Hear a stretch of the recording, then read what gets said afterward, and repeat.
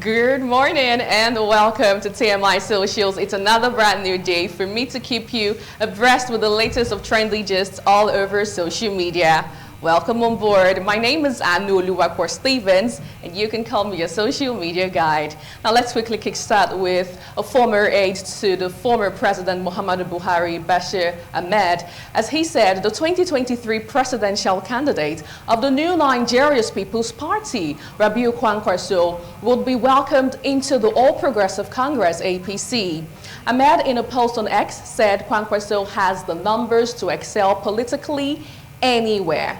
He wrote, and I quote, "We will gladly welcome Senator Rabiu Kwankwaso and his followers to our great party." This is coming after a coalition of APC youth urged President Tinubu to perfect Kwankwaso's return to the ruling party. End of quote. The chairman of the coalition, Ali Mai Sango, said facilitating the return of Kwankwaso back to the APC will enhance the prospect of the APC in Kano in 2027. Let's get your reactions on this particular story.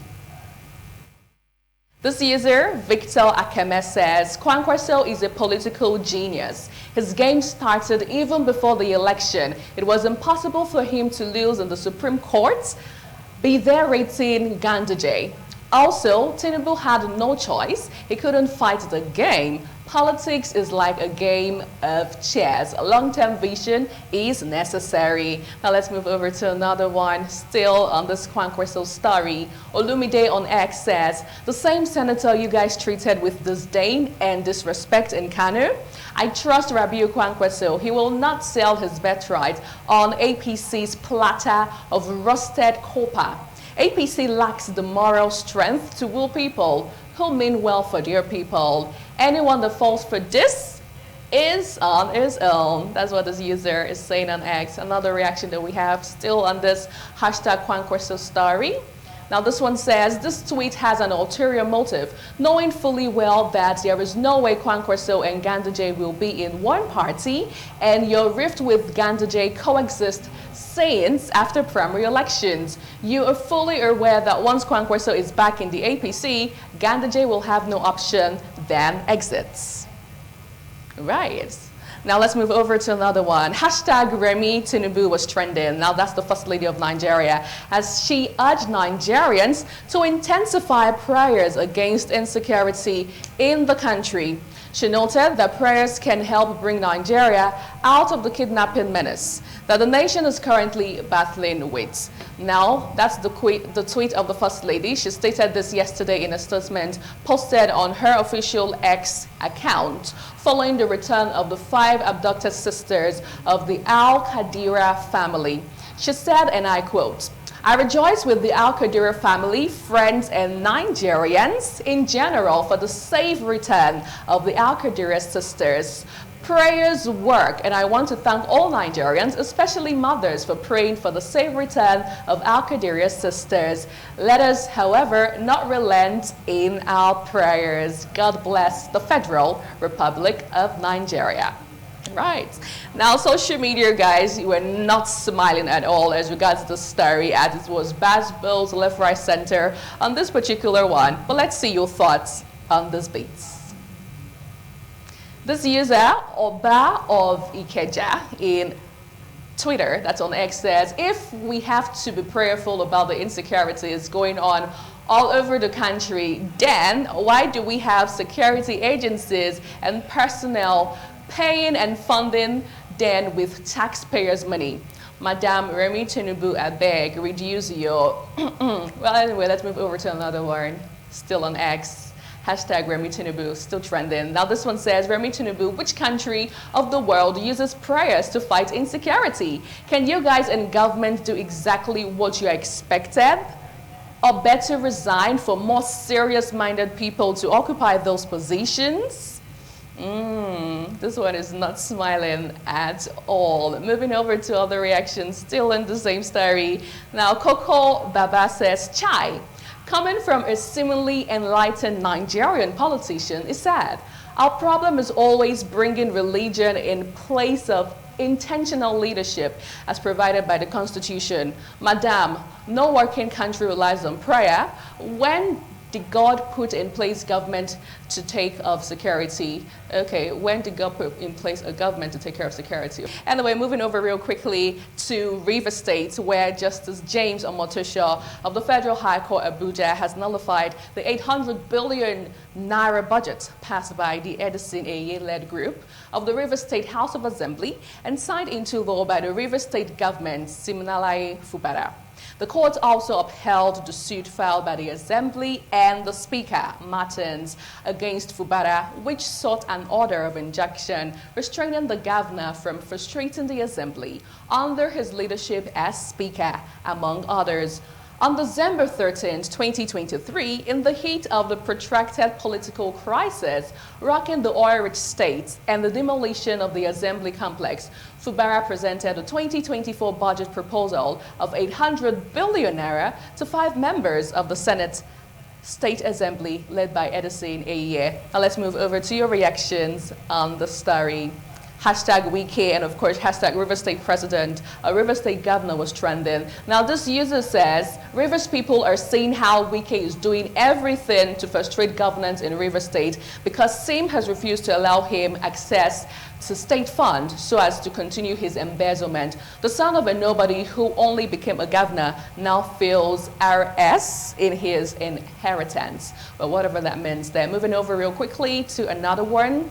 Let us see. Now this user, but the courts should also determine whether they are still members of the House after their seats were declared vacant for defecting. I think that would go a long way to enable us understand clearly without argument. All right, one more reaction on this beat. Now this one says, this governor is a weak man, no matter what, don't have action and they will rubbish him. Nigeria don't need soft leadership. All right, now let's move over to my final story for today. A foreign story. Liberia's new president, who got sworn in yesterday, talking about Joseph Boakai, was rushed off the podium after suffering a heat-induced faintness. During his inauguration ceremony, Liberia's new president, Joseph Boakai, suffered a heat-induced faintness that forced him to cut short his inauguration speech yesterday. The 79-year-old man was given his acceptance speech when he suddenly stopped and was later led off the podium during the swearing ceremony in the nation's capital. The president's office, in a statement, said Boakai had suffered exhaustion, but the doctors had since declared him perfectly fine. Let's quickly have a glimpse of what happened yesterday in Liberia. Respect.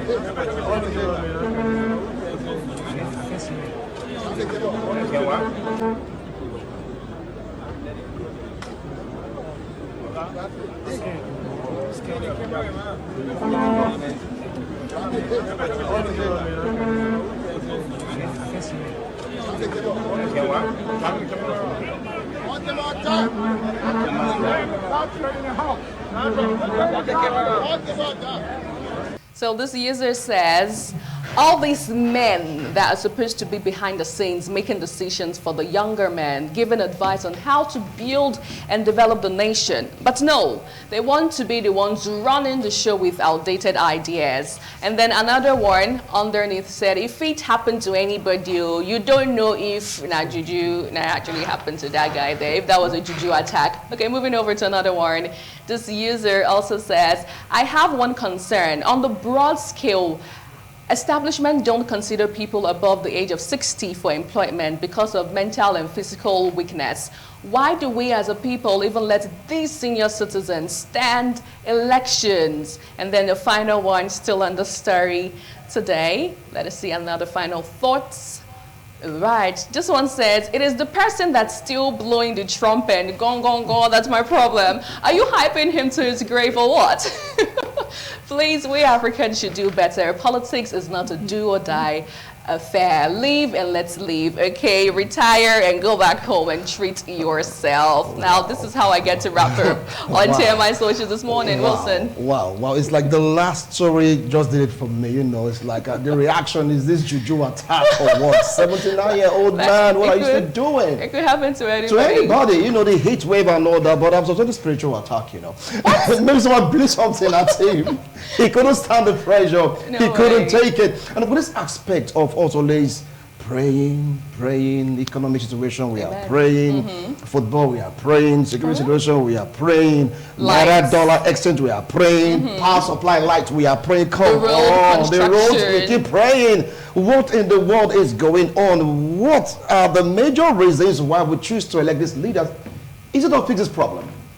Are they there to pray for us? Prayer is very, very good, I know, but are they there to pray or to fix the problem? Take a look at that reaction. You know, we should pray for security and all that. And coming from the First Lady. From the First Lady. Well, she actually said the prayer works because prayer works in Nigeria, right? Anyway, just keep praying. Just keep praying.